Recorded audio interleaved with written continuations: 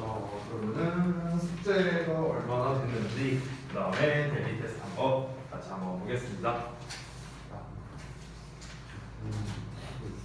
그래서 어땠어? 앞집을 같이 못 보구나. 다음 거 아니야?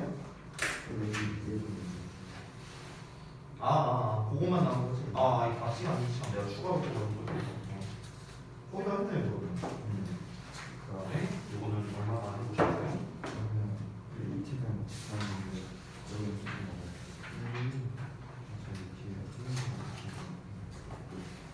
뭐라고? 뭐요?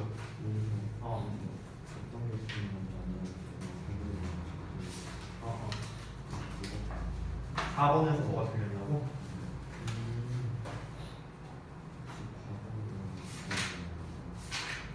아니요.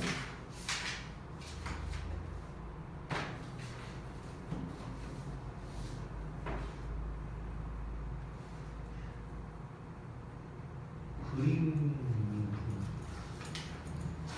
하이트 같은 거 같은데? 그냥 리트는 알 거예요.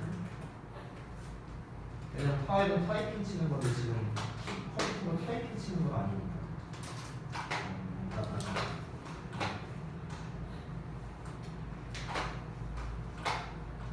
여기까지 보면 여기까지.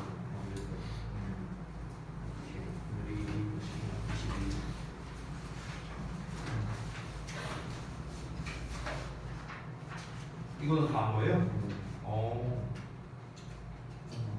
채점하면 돼? 고생했네.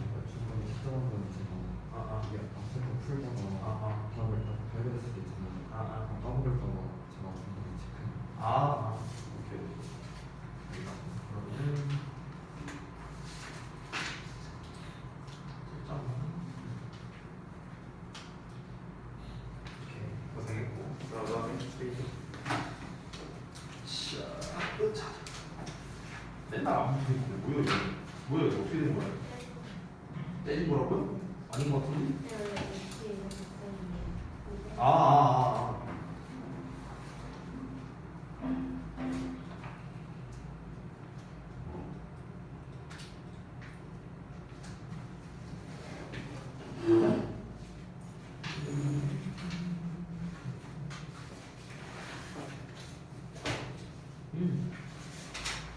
괜찮아요. 나쁘지 않은데요? 5번? 이거 다 하지 않았어요? 진작에? 그때 검사를 못 받았나? 지난주 금요일에 못 왔을 때 있잖아. 오케이.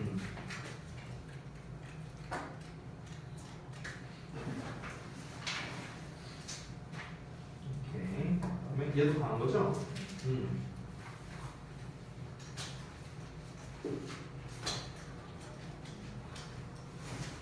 아이고 고생했네.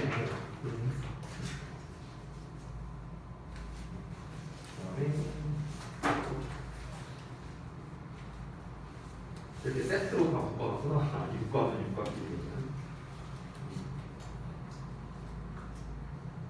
저는 여기까지 있네.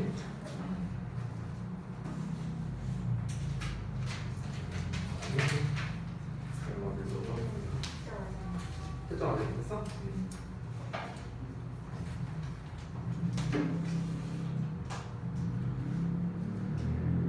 여기까지. 오케이. 고생했어요. 그 다음에 4.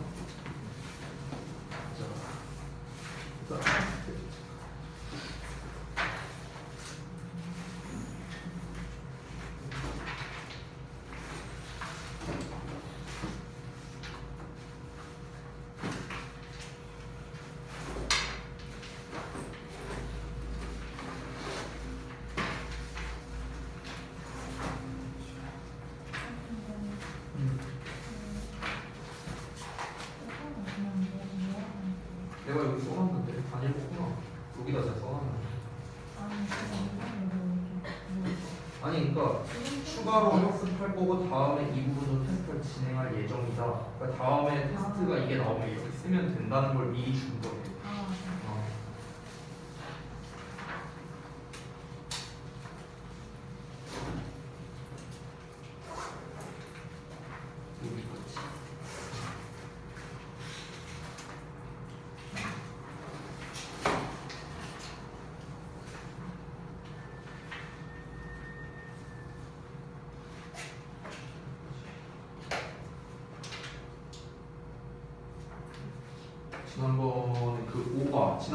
했던 거 있었죠. 그거. 그거를 네네. 그거를 제가 그 노트? 네, 그 파란색 엑스포. 아 스프링 노트? 스프링 노트 안 가져왔어요? 네.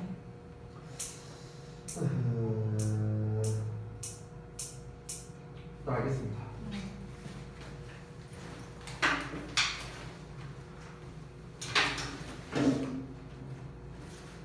자, 여러분 테스트 보신 거 이거를 이제 좀 피드백을 좀 할 건데 수동태를 좀 먼저 할게요. 수동태.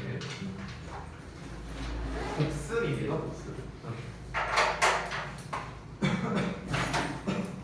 그 오늘 어차피 이거 제 생각에는 8과 자료를 미리 드리기는 했는데 오늘 8과 진도 나가기는 조금 힘들 것 같아요. 왜냐면 그 수동태에서 제가 뒷부분 4형식 수동태와 5형식 수동태 이 부분에 대한 설명을 제가 이제 안 드리기도 했고 그거를 또 마저 해야 되고 그리고 이제 그 7과 어법을 그때 7과 어법이 현재 분사랑 가주어진 주어였는데 제 기억으로 현재 분사까지만 끝난 걸로 알고 있어요. 그래서 가주어진 주어에 대한 설명도 해야 되고 그렇기 때문에 오늘은 일단 그 두 가지에 좀 초점을 맞춰서 수업을 할 예정입니다. 따라서 8과 같은 경우는 오늘은 진도를 안 나가고 오늘은 앞선 시간에 그 어법 두 가지 수동태와 이제 가주어진 주어 이쪽을 좀 설명을 드리고요. 시간이 좀 남게 될 거예요. 그러면은 그동안 여러분이 좀 하고 싶었던 질문 그리고 질문 외에 좀 이렇게 공부를 해야 된다라는 그 방향성을 제가 좀 한 분씩 좀 말씀드리도록 하겠습니다. 그런 시간으로 좀 오늘은 활용을 하고요. 다음 시간에 8과 진도를 나가도록 할게요. 아시겠죠? 네. 자 그러면은 수동태부터 한번 보겠습니다. 리뷰예요, 리뷰. 자, 능동태와 수동태에 대해서 이제 간략하게 이제 개념 설명을 하는 건데 첫 번째 능동태. 아주 심플하게 얘기하면 하는 입장에서 서술하는 것. 즉 주어 입장에서 서술하는 게 바로 능동태였다. 주어가 어떤 동작을 직접 하는 거를 말할 때 쓰는 게 능동태가 되는 거죠. 그러면 수동태라면 반대로 주어가 어떤 동사의 영향을 받거나 뭔가를 당하거나 이럴 때 이제 쓰는 게 수동태. 즉 당하는 입장, 영어로 말하면 목적어가 되겠죠. 목적어 입장에서 서술하는 것을 이제 수동태라 한다. 지난 시간에 배웠던 내용입니다. 자, 이어서 수동태의 형태 그리고 그에 대한 예문과 해석을 작성하는 건데, 자 여기에는 이제 총 4가지로 정리를 해놨습니다. 기본형, 부정문, 의문문, 조동사 수동태 이렇게 4가지를 해놨고 여기 뒤에 이제 by의 목적격을 제가 일단 써놓긴 했는데 이 부분이 빠져 있더라도 뭐 틀린 거는 아니에요. 핵심은 비동사의 pp를 제대로 썼느냐라는 거. 요게 핵심이거든요. 요게 됐어요? 자 그래서 기본형을 보면은 비동사의 pp에 by의 목적격이 나온다. 그래서 the singer is loved by many fans. 그래서 그 가수는 많은 팬들에 의해서 사랑을 받는다. 이렇게 해석이 되죠. 두 번째. 이거는 단순하게 비동사 뒤에다가 그냥 not을 붙여주면 끝입니다. do, does, did 이런 거 아니에요. 비동사잖아, 비동사. 우리가 원래 비동사의 부정문 쓸 때는 isn't, aren't 이렇게 쓰잖아. 똑같아요. 달라지는 게 없습니다. 그래서 my bike was not fixed by my father. 내 자전거는 수리되지 않았다 내 아버지에 의해서 이렇게 되는 거죠. 그 다음에 세 번째는 마찬가지야. 우리가 의문문을 쓸 때 are you, is he 뭐 이런 식으로 가죠. 그렇죠? 주어랑 비동사 자리가 바뀌는 게 전부입니다. 그래서 비주어 pp라는 형태가 되고요. Was my bike fixed by my father? 그래서 내 자전거가 우리 아버지에 의해서 수리가 되었니? 라고 이렇게 물어보는 거죠. 자, 그 다음에 마지막 네 번째 조동사가 있는 수동태. 조동사 뒤에는 무조건 동사 원형을 쓰기 때문에 am, are, is, was, were 이 형태를 신경 쓸 필요가 없죠. 무조건 동사 원형 B로 쓰면 된다라는 겁니다. 그래서 children should be taught to respect their elders. 그래서 아이들은 교육 받아야 한다. 가르침을 받아야 된답니다. 그들의 어른을 존경하도록 가르침을 받아야 된다. 뭐 이런 식으로 해석이 되는 거죠. 자, 그 다음에 세 번째, 수동태로 쓸 수 없는 동사 2가지 경우를 써라. 그리고 그에 대한 예시 단어를 최소 3개를 써라 라고 되어 있는데요. 2가지가 있었죠. 첫 번째는 자동사였습니다. 자동사는 수동태가 불가능했죠. 왜 불가능했습니까? 자동사는 목적어가 안 오니까요. 그렇죠? 목적어가 안 오는 거랑 뭔 상관이냐? 수동태라는 것 자체가 목적어 입장에서 서술하는 건데 아니 목적어가 안 오는데 어떻게 수동태를 써요? 그렇죠? 그러니까 목적어가 오지 않는 동사 즉 자동사는 수동태로 쓸 수 없겠죠. 그에 대한 예시가 책에 나와 있는 거 그대로 썼어요. 저는 occur, happen, arrive, die, appear, smell 이런 것들이 있다.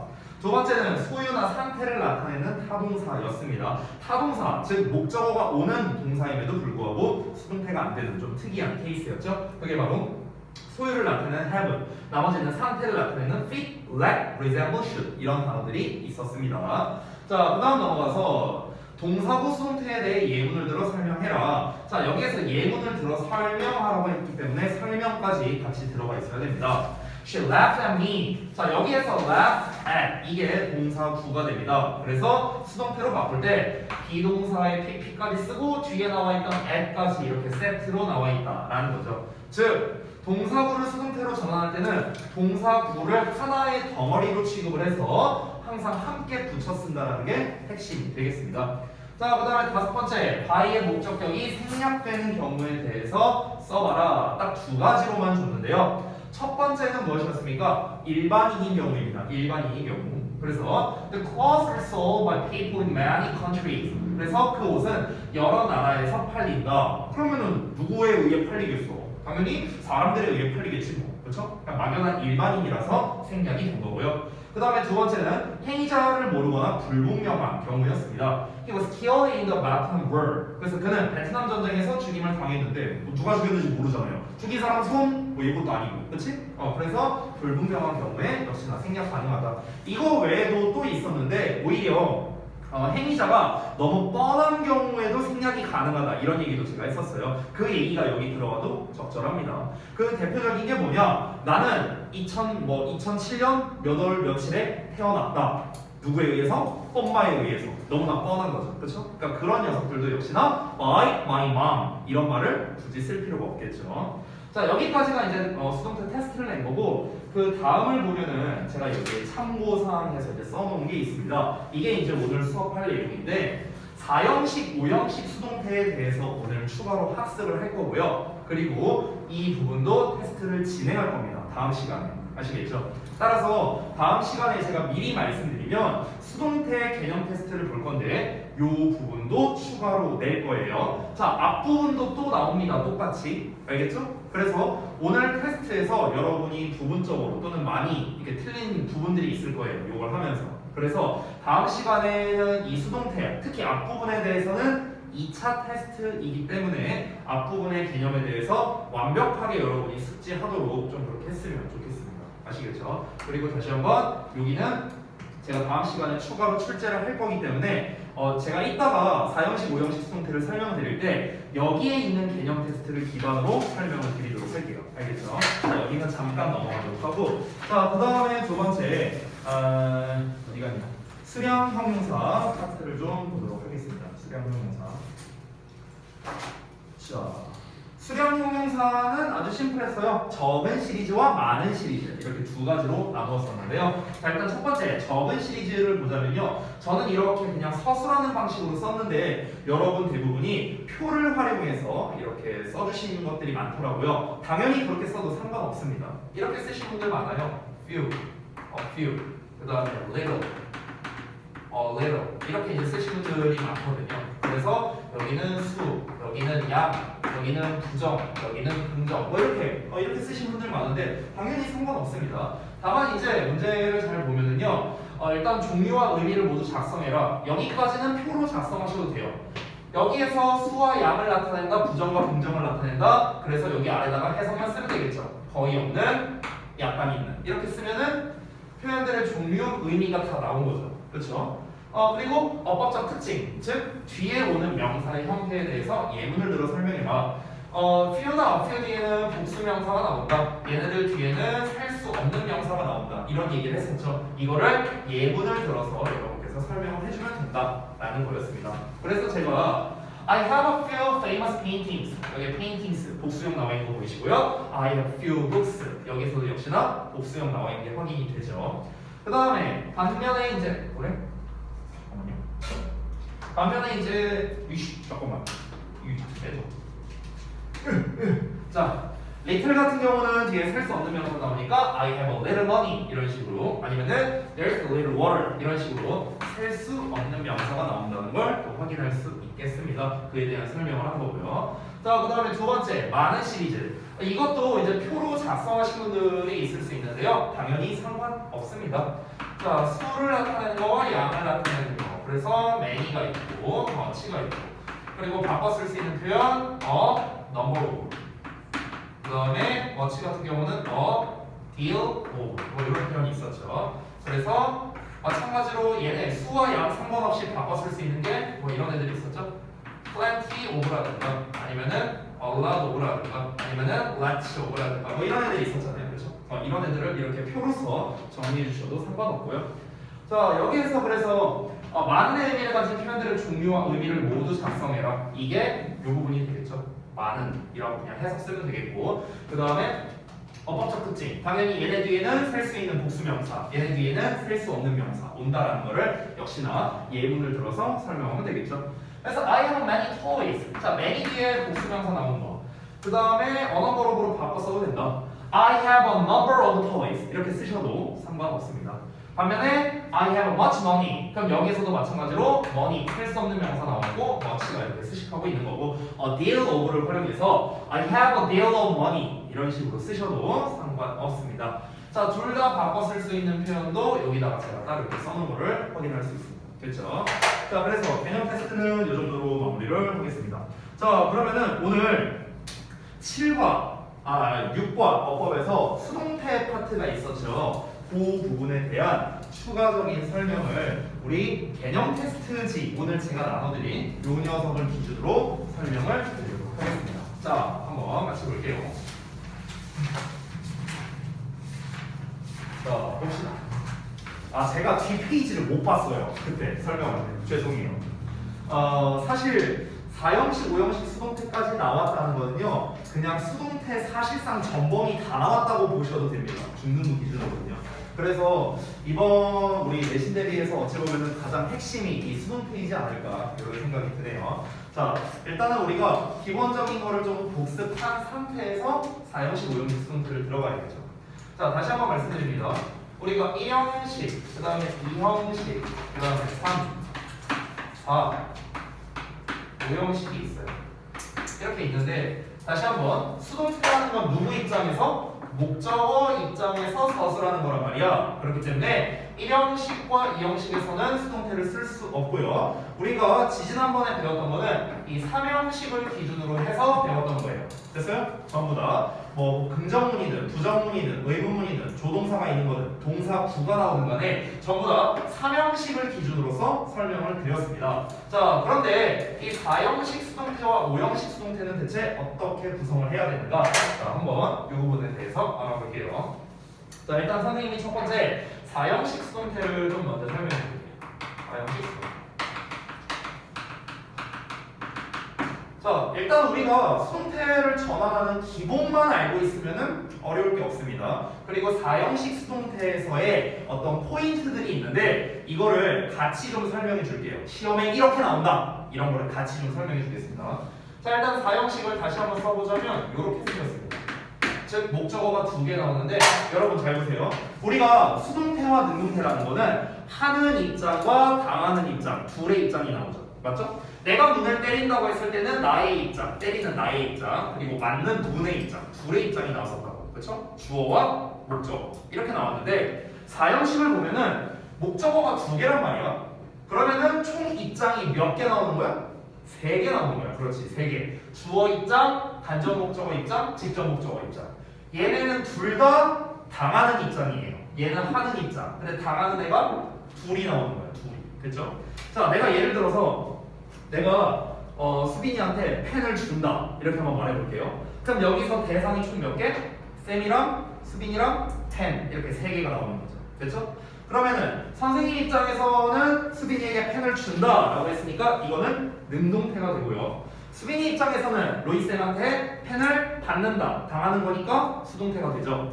펜 입장에서는 어떻습니까? 로이쌤에 의해 수빈이에게 주어지는 거니까 얘 입장에서도 수동태가 되겠죠. 됐어? 자, 그래서 이렇게 총 2가지 버전의 수동태가 나올 수 있다. 즉, 간접 목적어를 기준으로 하는 수동태와 직접 목적어를 기준으로 하는 수동태 이렇게 2가지가 나올 수 있는 거예요. 알겠죠? 서야 줄지 말고. 자, 그래서 첫 번째 얘를 앞으로 빼는 버전을 먼저 보여드릴게요. 1번으로 쓰겠습니다. 자, 기본은 똑같아요. 얘가 주어되고 얘가 맨 내려가서 Y의 목적격. 그 다음에 얘 내려와서 비동사의 PP 됩니다. 얘가 남았잖아. 그렇지? 남는 거 어떻게 하면 돼? 그냥 그대로 쓰면 됩니다. 이렇게. 끝이에요. 끝이야. 이게 끝이에요. 간단하죠? 두 번째. 자, 이번에는 한 번 더 써볼게요. 이번에는 얘를 앞으로 빼볼게요. 직접 목적어를. 자, 그럼 얘가 앞으로 가서 주어 되고, 얘가 뒤로 가서 Y의 목적격 되고, 얘 내려와서 비동사의 PP 됩니다. 자, 이번에는 간접 목적어가 남았어. 그럼 어떻게 하느냐? 일단 써. 일단 여기다 썼어. 근데 이런 거 쓰고 끝이 아니야. 요 앞에다가 우리가 전치사 to 또는 for, of 셋 중에 하나를 붙여줘야 됩니다. 이렇게 되는 겁니다.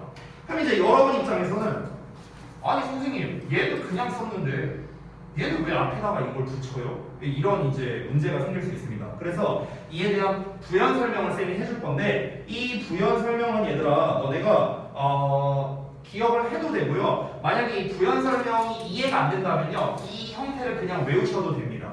근데 여러분의 암기를 돕기 위해서 제가 좀 설명을 해드릴게요. 잘 보세요.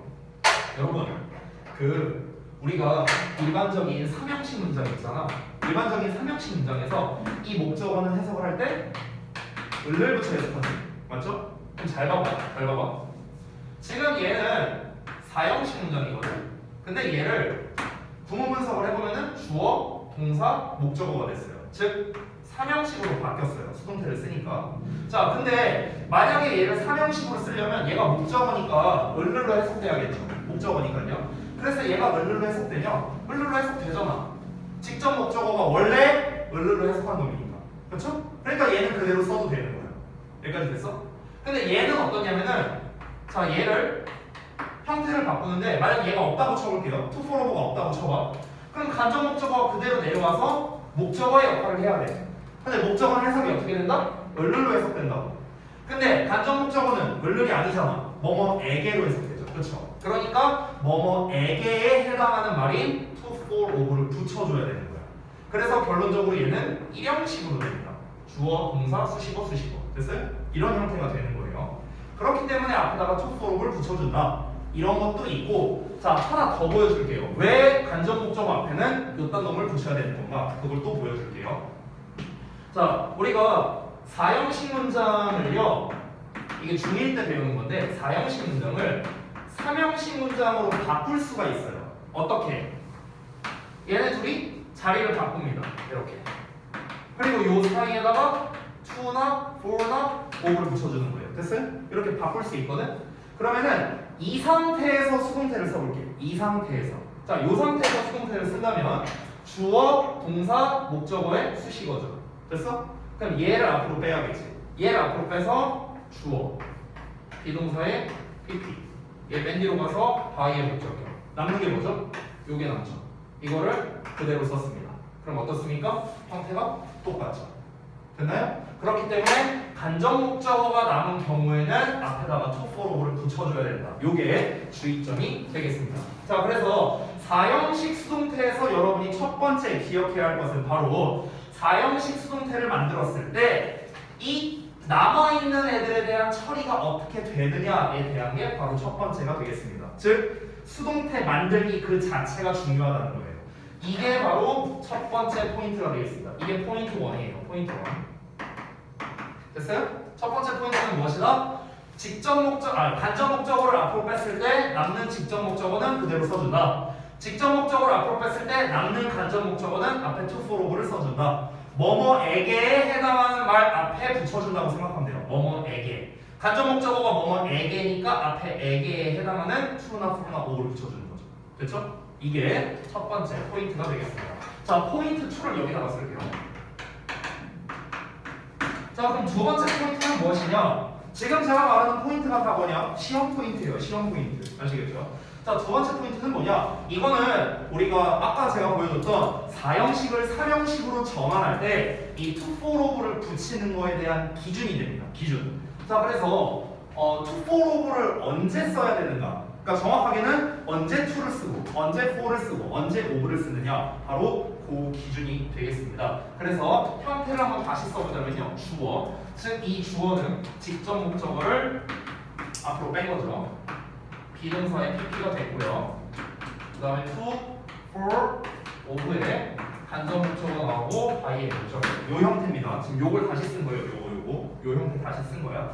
자, 이랬을 때 우리가 이 녀석의 기준이 무엇이냐라는 겁니다.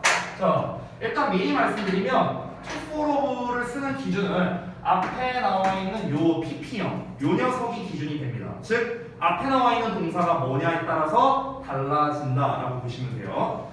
그때 여러분이 보통 중1 때 이거를 배울 때는 어떻게 책에 나와 있냐면 뭐 teach, give, send 뭐 이런 애들은 to를 쓴다. 그 다음에 뭐 make, buy, cook 뭐 이런 애들은 for를 쓴다. ask는 of를 쓴다. 뭐 이렇게 나와 있어. 보통 문법책을 보면. 자, 이거를 좀 더 수월하게 외우는 방법을 좀 알려줄게요. 자, 일단은 to를 쓰는 경우와 for를 쓰는 경우, of를 쓰는 경우를 다시 한번 써보자면 of는 그냥 아까 말했다시피 ask 나오면은 of 쓴다라고 생각을 해주세요. 좀 더 정확하게는 질문하다의 표현은 of를 써요. 질문하다. ask 말고 inquire 이런 단어도 있거든. 질문하다에 inquire. 이런 단어도 이제 of를 씁니다. 둘 다 질문하다라는 뜻이에요. 그 다음에 for를 쓰는 경우. 이 for를 쓰는 경우는 어떤 경우냐면 얘들아 어떤 과정을 거쳐서 주다의 의미일 때라는 건데요. 이게 뭔 말인지 잘 모르겠죠. 설명을 해줄게요. 여러분 우리가 지금 배우고 있는 거는 4형식 수동태입니다. 4형식에서의 동사는 기본적으로 해석이 뭐뭐해 주다라고 해석해요. 뭐뭐해 주다. 그래서 우리가 일명 수여 동사라고도 부르죠. 수여 동사. 주다의 의미를 가진 동사다. 이런 건데요. 자, 주다의 의미를 가질 때 바로 다이렉트로 주는 게 아니라 뭔가를 해서 준다. 즉 어떤 과정을 거쳐서 준다고 할 때는 우리가 보통 for를 씁니다. 자, 그 단어들을 좀 잠깐 살펴보면 아까 제가 잠깐 말했던 make나 buy나 cook, get 얘네가 대표적이에요. make, buy, cook, get. make 봐봐. 만들어 주다죠. 만든다는 과정을 거쳐서 주는 거예요. 만들어서 주는 거고, 사서 주는 거고, 요리해서 주는 거고요, 얻어서 주는 거라고요. 됐어요? 그러니까 뭔가를 해서 준다면은 for를 쓴다 생각하면 돼요. 됐어? 그러면은 to는 뭐냐? 나머지입니다. 됐어요? 이렇게 생각하면 돼요. 보통 to를 쓰는 경우는 얘들아 다이렉트로 주는 경우가 많아요. 다이렉트로. 예를 들어 teach, 가르쳐주다. 가르쳐서 주다? 이게 아니잖아. 그냥 가르쳐주다. send, 보내주다, 보내서 주다. 이게 아니죠. 그냥 보내주다. give, 주다. 됐어? 보통 to를 쓰는 경우는 다이렉트, 바로 주는 경우. for는 뭔가를 해서 주는 경우. of는 질문을 하는 경우. 됐어요? 이렇게 여러분이 기억하면 조금 더 수월하게 암기를 할 수 있을 겁니다. 이게 두 번째 포인트예요. 되셨죠? 자, 그 다음에 세 번째 포인트 설명드릴게요. 여기 좀 지울게. 자, 지금 말씀드리는 것이 다시 한번 말씀드리지만 시험에서 나올 수 있는 애들을 다시 한번 설명을 하는 겁니다. 세 번째 포인트. 세 번째 포인트는 뭐냐면요. 여러분, 그 책에 나와 있는데 4형식 수동태는 두 가지 버전이 나올 수 있잖아요. 간접 목적으로 앞으로 뺀 거, 직접 목적으로 앞으로 뺀 거. 이 두 가지 버전이 나올 수 있는데 이 문제가 뭐냐면 간혹 가다가 간접 목적어를 앞으로 뺀 수동태가 불가능한 경우가 있어요. 다시 한번 무슨 말이냐면 이렇게 나왔잖아, 그치? 근데 얘를 앞으로 빼면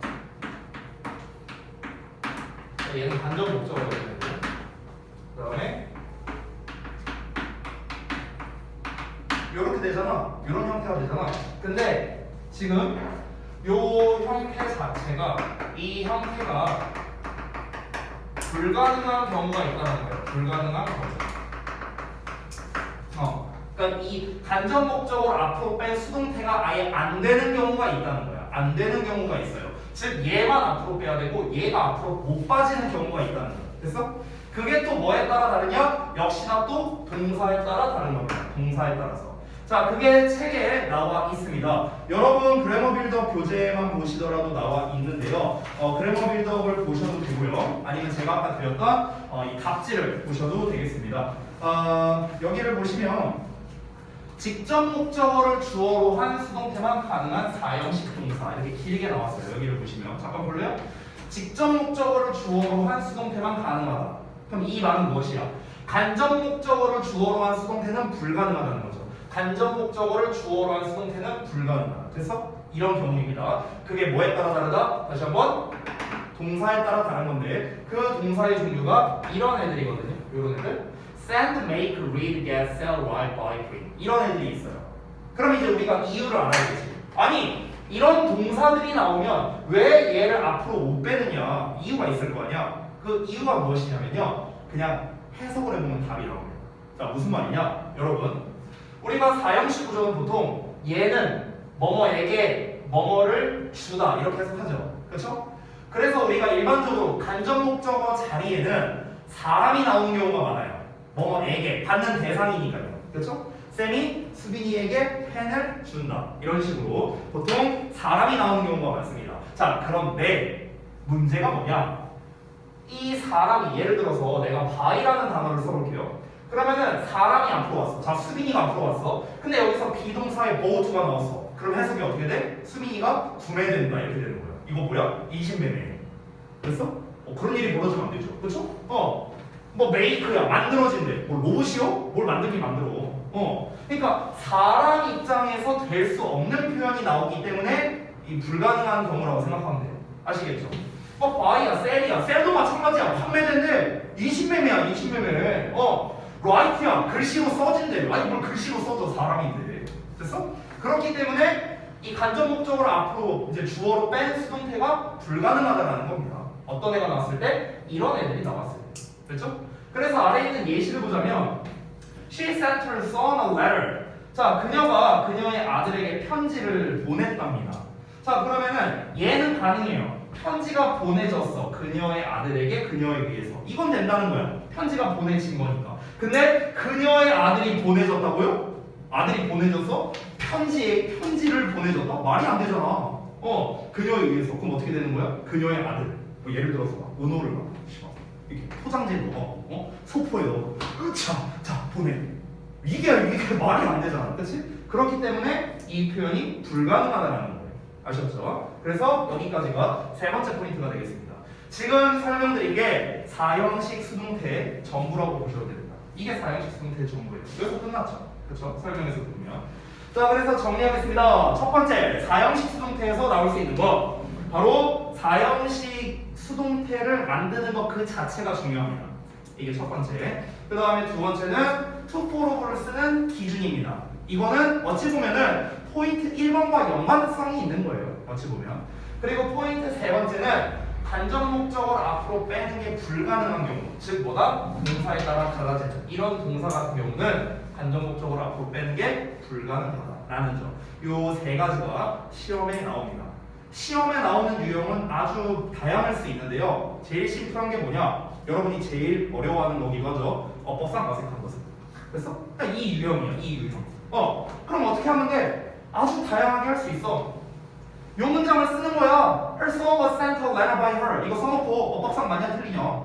이렇게 내버리면 되는 거야. 당연히 틀리겠죠. sent는 쓸 수 없잖아요. 사람을 수동태로 쓸 수 없잖아. 그러니까 안 되는 거야. 이렇게 내도 되고 아니면은 for를 써야 되는데 to를 써놨다거나 over를 써놨다거나 뭐 이런 걸로도 출제할 수 있겠고요.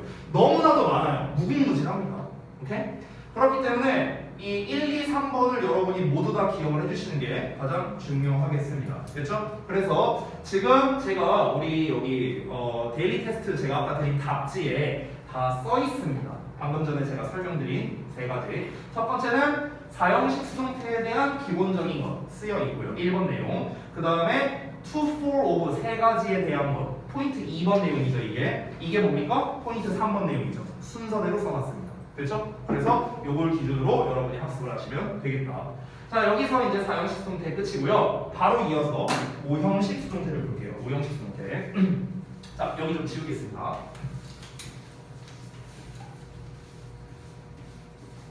자, 바로 가보자. 여기다 쓸게요, 쌤이.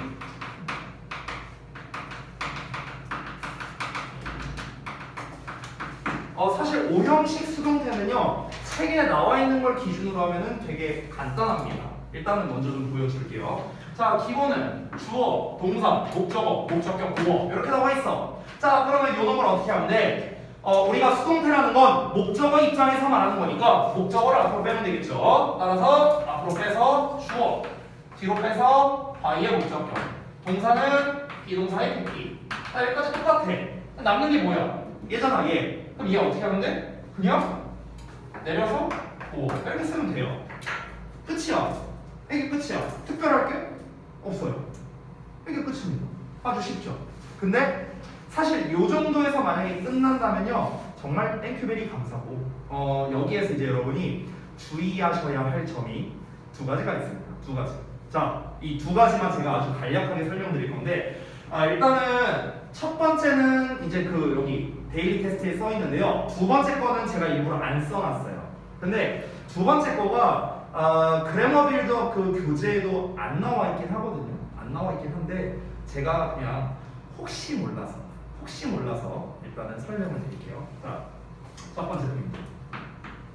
어떤 거냐면 여러분 여기는 보어잖아요. 그럼 우리 이제 지난 5과에서 오형식 구조를 또 배웠잖아. 그렇지? 자, 보어 자리에 올 수 있는 건 명사와 형용사죠. 명사, 형용사.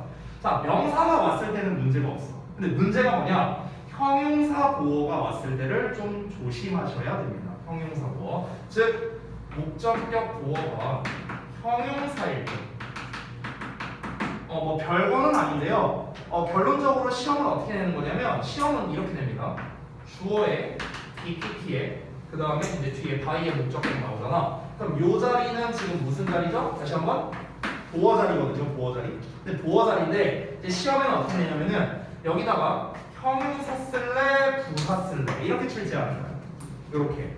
그러면 당연히 형용사 써야겠죠. 왜? 보어 자리니까. 부사는 보어 역할을 할 수 없잖아. 그렇지? 그래서 그냥 예 이러고 끝나는 거예요. 아주 간단한 문제죠. 근데 잘 나와요. 고등부에서도 잘 나와요. 심지어. 되게 잘 나오는 형태거든요. 그래서 이 첫 번째를 좀 기억해 주세요. 목적격 보어가 형용사로 쓰인다면 형용사 대 부사로 나올 수 있는데 결론은 뭐다? 당연히 형용사가 답이어야겠죠. 수동태로 바뀌어요. 그렇죠? 왜? 보어 자리니까. 이게 첫 번째. 자, 그 다음에 두 번째. 우리가 항상 오형식이라는 구조를 배우게 되면요. 항상 이 빠지지 않고 나오는 애들이 있어요. 그게 바로 무엇이냐? 그 유명한 사역 동사와 지각 동사입니다. 사역 동사, 지각 동사. 자, 그거를 좀 잠깐 볼게요.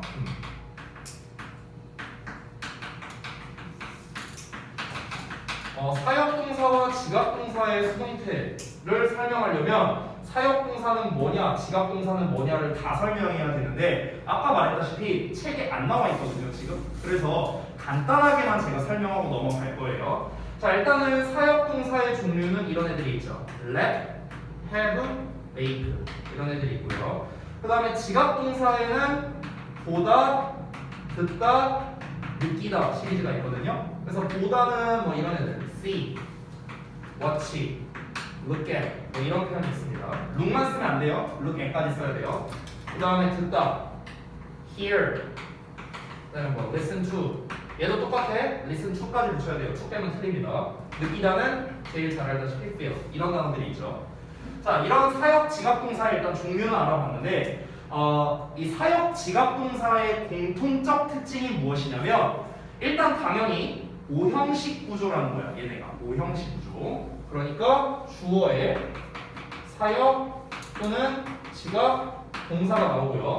목적어에 목적격 보호 이렇게 나오겠죠. 오형식 구조니까.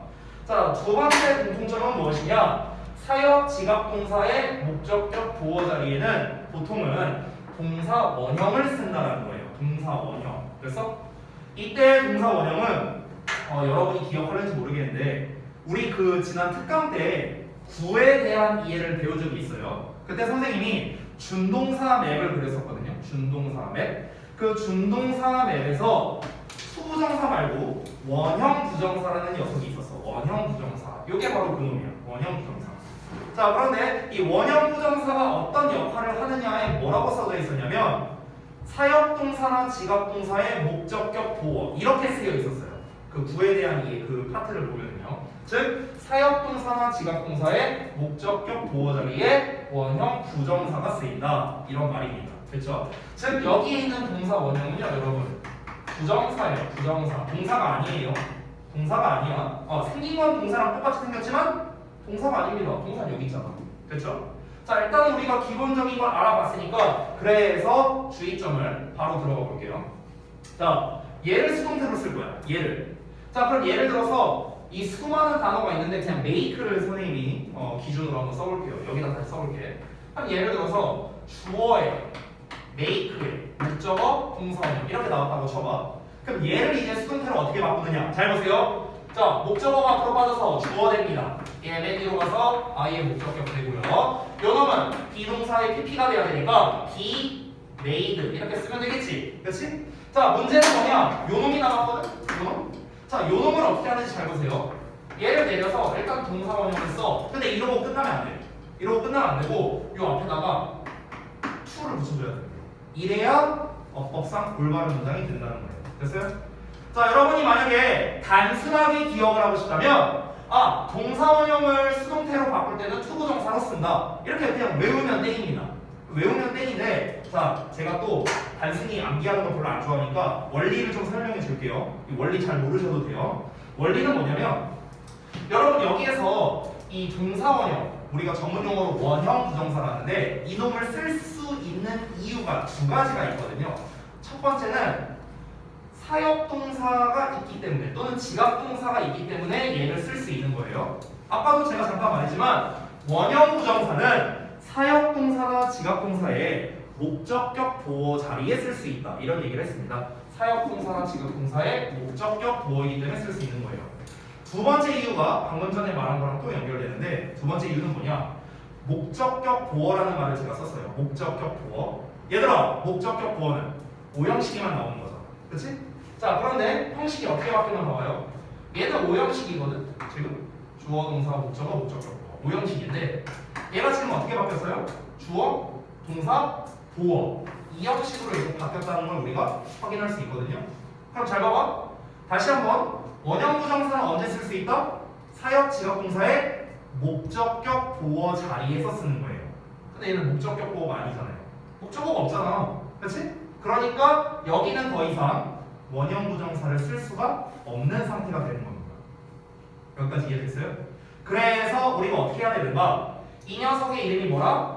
부정사라고 했어요. 부정사. 부정사인데 원형 부정사를 못 써. 그러면은 똑같은 부정사로 바꿔줘야겠네. 그래서 to 부정사로 바꿔주는 거예요.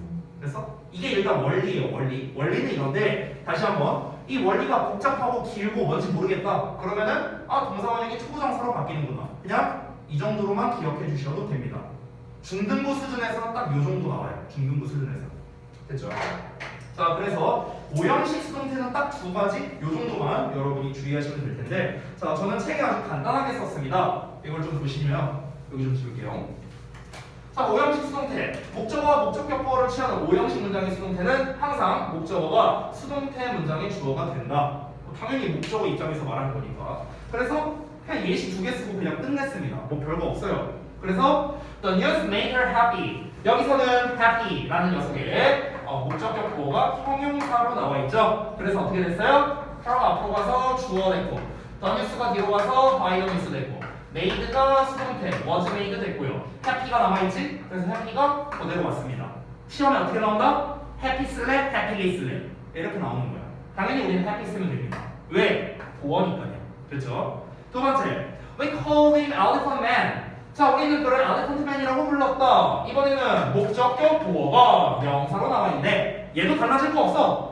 얘가 목적어니까 앞으로 빼서 주어 he가 됐고요. we가 뒤로 가서 by us 됐고, 그 다음에 요 녀석 비동사의 PP was called 됐어. 이거 남았잖아. 어떻게? 그냥 쓰면 돼요. 그대로. 달라질 거 없습니다. 간단하죠? 다시 한번 말하지만 책에 나와 있는 거는 요 두 개가 다예요. 요 정도만 나와 있습니다. 사역, 지각, 동사의 수동태까지는 안 나와 있는데 내가 혹시나 하는 마음에 설명해 드린 거예요. 혹시나. 또 이제 또 오마주면 또 이런 거 그지 같은 거 낸다고. 그러니까 혹시나 해서 제가 이 부분을 추가로 설명드렸습니다. 됐죠? 자, 그래서 4형식과 5형식 수동태 두 가지를 알아봤는데 여러분 입장에서는 5형식 수동태는 별거 없어요. 근데 문제가 뭐냐? 4형식 수동태. 우리가 암기해야 될 사항이 꽤 많이 있습니다. 그래서 이거는 좀 열심히 하지 않으면은 여러분 시험에서 틀릴 수밖에 없어요. 그래서 암기해야 되는 사항들은 잘 암기하시고 내가 좀 이해가 필요한 사항은 이해를 좀 확실히 하시고 이렇게 보셔야겠습니다. 자, 제가 늘상 말씀드리는 건데 우리 코로나 시대 이후로 서술형이 중등부에서 대부분 안 나오고 있습니다. 그러면 학교에서는 변별을 하기 위해서 어려운 문제를 출제할 수밖에 없는데 그 어려운 문제의 포인트는 무엇이냐? 어법이에요, 어법. 왜? 교과서가 4과나 나오니까 4과에 해당하는 어법은 총 8개잖아요. 그렇죠? 이렇게 어법이 많기 때문에 지난번 시험지도 제가 잠깐 보여줬었던 것 같은데 어법만 한 5문제 정도 나왔습니다. 4문제인가 5문제인가. 개당 4점 내지 5점 이렇게 되고요. 그것만 다 합쳐도 여러분 20점 가까이 돼요.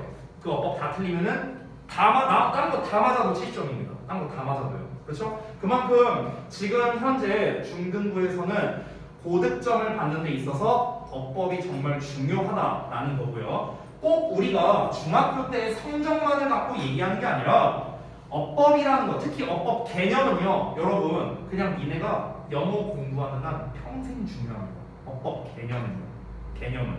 왜냐면 제가 옛날에 편입 영어를 공부한 적이 있었는데요. 편입 영어는 참고로 말할게요. 우리나라에서 보는 모든 영어 시험 중에서 탑3 안에 듭니다. 난이도가요. 그냥 겁나 어려워. 근데 그 편입 영어에서조차도 저 이거 똑같이 배웠어 학원에서. 그러니까 기본기는요 절대 변화되지 않는다라는 겁니다. 그래서 여러분이 이 개념에 대한 것만큼은 꼭 여러분이 익혀주셨으면 좋겠어요. 본문 암기하고 이런 쓸데없는 거를 저는 안 했으면 좋겠습니다. 그거 외울 시간에 개념 암기하세요. 개념 암기. 아시겠죠? 자, 그래서 수동태는 이 정도로 마무리를 하고요. 그 다음에 그 가주어진 주어 파트가 있었지 얘들아. 그거를 좀 설명을 해볼게요. 7과 어법이고 7과 그래머 빌드업을 펴주면 돼 여러분은.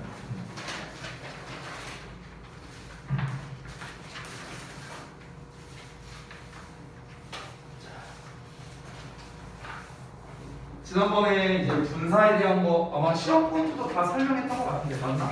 분사에서 시험 포인트? 현재 분사 대 과거 분사 비교하는 거 뭐 이런 거 설명했던 것 같은데 하나 빠진 것 같긴 한데 그 하나만 내가 좀 추가로 설명해 줄게요. 현재 분사 시험 포인트. 분사라고 쓸게요. 분사.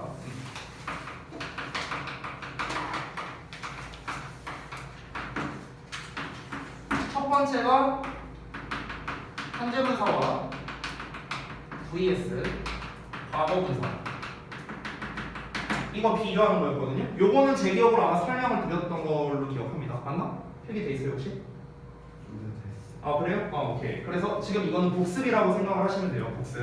현재 분사와 과거 분사를 비교하는 거는 이제 제일 중요한 거는 결국에는 해석이다. 해석.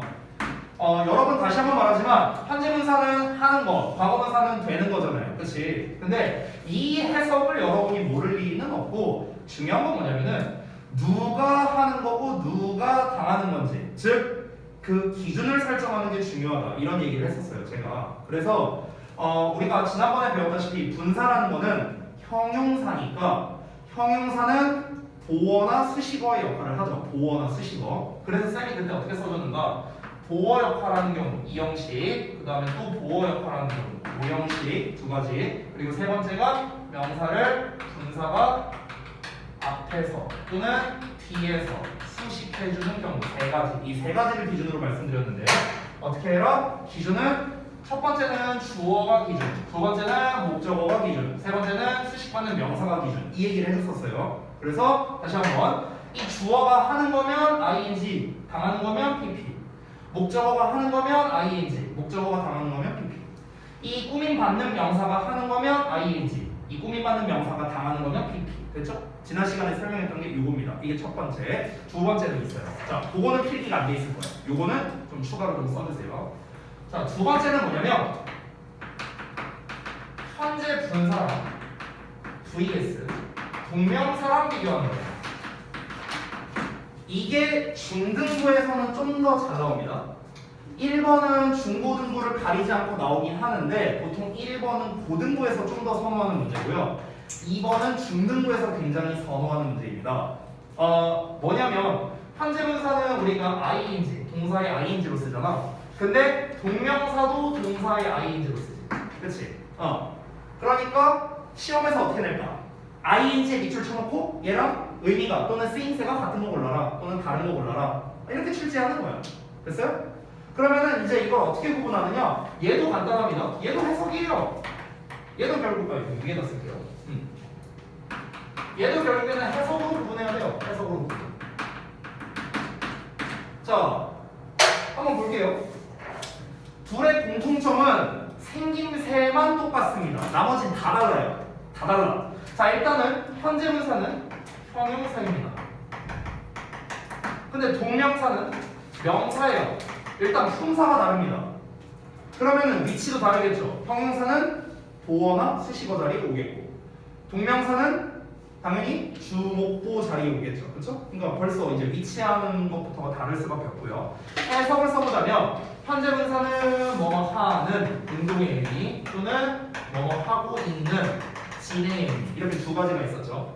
동명사는 뭐뭐 하기 또는 뭐뭐 하는 것, 이렇게 해석되고요. 여러분이 잘 모르는 추가 해석을 딱 하나만 더 알려줄게요. 뭐뭐 하기 위한, 이렇게 해석되는 경우도 있어요. 선생님, 니은자 받침 끝나는데 이거 형용사 아닌가요? 라고 생각할 수 있는데 아닙니다. 동명사에 이런 해석이 있어요. 어떤 용도를 위해서요.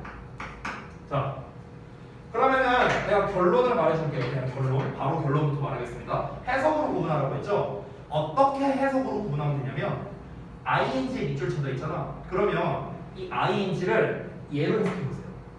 이거 얘를 기준으로 잡았어요. 뭐뭐 하고 있는. 그래서 얘를 기준으로 잡아서요. 이걸 집어넣어서 해석이 말이 되면 현재 분사고 말이 안 되면 동명사예요. 그래서 이게 제일 편해요. 제가 해보니까 이게 제일 편합니다. 자, 예시를 들어줄게요. 아주 심플한 예시입니다. sleeping baby 이렇게 하나 있고요. sleeping baby. 자, 이렇게 두 가지를 볼게요. 그럼 둘 다 ing가 나와서 얘를 꾸며주는 것처럼 보이죠? 그렇죠? 근데 해석을 한번 해보자. 기준을 뭘로 잡아라? 얘를 기준으로 잡으라고. 자, 잠자고 있는 아이 말 돼요 안 돼요? 말 되죠? 그럼 얘는 뭐야? 동그라미가 아니지. 말 되니까 얘는 분사예요. 분사. 됐어? 자, 잠자고 있는 가방 말 돼요? 가방이 잠자요? 말이 안 되죠? 그럼 얘 뭐야? 동명사예요. 됐어? 이렇게 구별하면 되는 거야. 간단하죠? 그렇죠? 그럼 선생님 얘는 해석이 어떻게 되는 거예요? 해석이 어떻게 되는 거냐면 잠자기 위한 가방 이렇게 되는 거예요. 아까 쌤이 알려준 요 해석이에요. 요 해석. 됐어? 선생님 잠자기 위한 가방이 뭔데요? 침낭이란 뜻이야. 침낭. 알겠어요? 우리가 실제로 동명사가 이 하기 위함으로 이제 쓰이는 경우가 생각보다 많아요. 자, 예를 들어 볼게. 예를 들어서 서아가 만약에 옷을 사러 갔어. 그럼 백화점 같은데 옷을 사러 가면은 옷을 한번 입어봐야 될 거 아니야. 그럼 옷을 그냥 거기 매장에서 막 쿡쿡 벗고 입으면 안 되겠죠? 어딜 가야 됩니까? 탈의실을 가야 되죠. 탈의실. 탈의실이 피팅룸이죠. 피팅룸. 피팅. ing형이지. 그 피팅이 뭐야? 동명사야. 동명사. 피팅하기 위한 룸이거든. 됐어요? 자, 예를 들어서 또 하나. 오늘 이제 수업 끝나고 뭐 예를 들어서 저기 은호가 오늘 수업하느라 힘들었다. 담배 한 대 피워야겠다. 그래서 이제 저기 이제 흡연실을 갔어. 예시.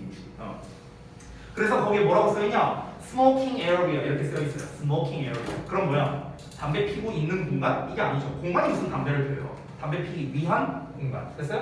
하기 위한. 그래서 그때 스모킹도 뭡니까? 동명사가 되는 겁니다. 그러니까 우리가 일상에서도 사실은 되게 많이 보고 있는 표현이에요. 그래서 동명사가 하기 위한의 의미도 있다. 근데 그딴 거 다 필요 없고 중요한 건 뭐냐?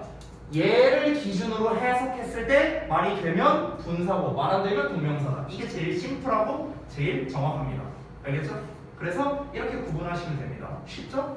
오케이. 자, 그래서 이제 지난번에 설명 못 드렸던 분사 시험 포인트까지 마저 말씀드렸고요. 자, 그 다음에 이제 가주어진 주어를 설명을 할 건데 오늘 청석을 받을 수 있을까? 벌써 8시 20분인데 이 가주어진 주어가 생각보다 많아요. 생각보다 제가 설명할 게 많거든요. 그래서 일단 좀 쉬었다가 제가 이어서 설명을 드릴게요.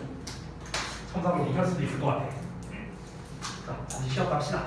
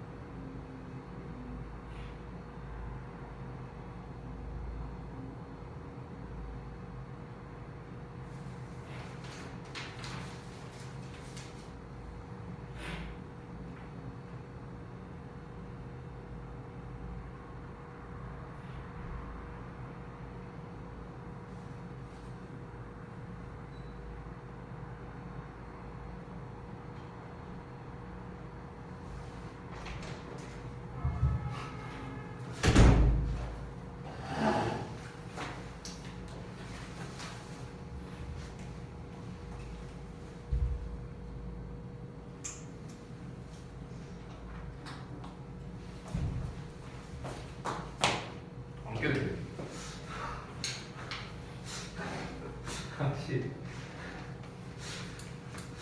앞에서 내가 난리를 쳐서 안 돼. 아이고. 여기는 좀 지우고.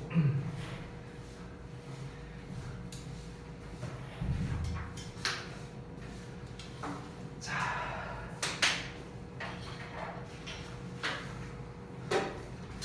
좀 깼어? 써요? 응? 네 앞에서 춤추고 안 일어나 봐. 응? 막 이렇게 춤추고 있었는데 안 일어나. 자, 가주어진 적은 좀 설명드릴게요. 자, 정신 차리고 봅시다.